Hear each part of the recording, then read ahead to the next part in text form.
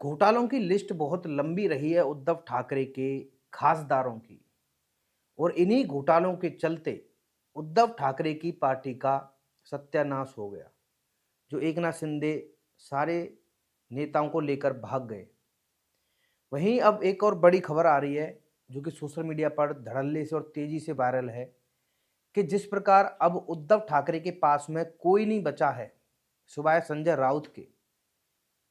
अब उद्धव ठाकरे ने अपने भाई का सहारा लिया है, राज ठाकरे का।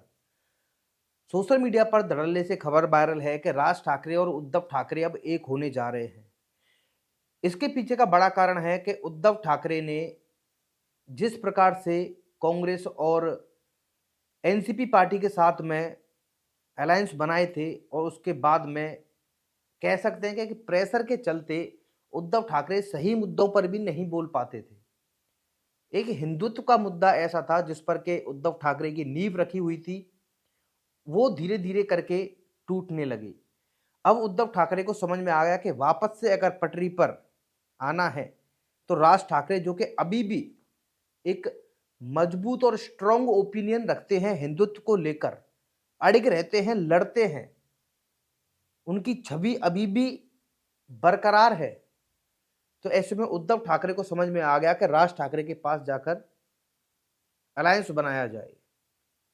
हालांकि बीते चुनावों में दोनों एक दूसरे के विपक्ष में दिखाई दिए। अब हो क्या रहा है कि इसके चलते अब ऐसी खबरें आ रही हैं कि महाराष्ट्र में ईडी और सीबीआई की दोबारा से एंट्री हो गई है। एंट्री तो पहले ही हो चुकी थी, लेकिन एक साल से शांति का माहौल था। जो बड़े बड़े नेताओं के खिलाफ ईडी और सीबीआई जांच कर रही थी, अब वो जांच दोबारा से जनता के सामने आएगी कि क्या क्या हो रहा है उन जांचों में।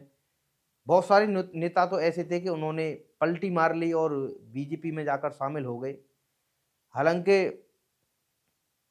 अब जो नेता बीजेपी में शामिल हुए हैं उनको लेकर ईडी सीबीआई उसी प्रकार से आक्रामक दिखाई देगी जो पहले दिखाई दे रही थी।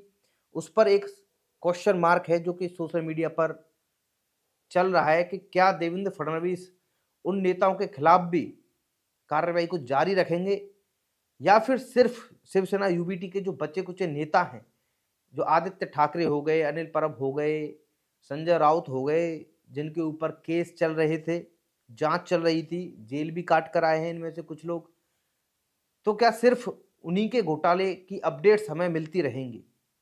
ये एक बड़ा क्वेश्चन मार्क है। ये छोटी सी खबर थी जो कि अभी सोशल मीडिया प्लेटफॉर्म एक्स पर वायरल थी, तो मुझे लगा कि इस पर चर्चा करनी चाहिए, आप लोगों को बताना चाहिए कि एक बार फिर से ईडी सीबीआई की जबरदस्त एंट्री हमें महाराष्ट्र में देखने को मिलेगी। आप लोगों का क्या कहना है, आप हमें कमेंट करके जरूर बता सकते हैं। फिलहाल वीडियो में इतना ही। धन्यवाद।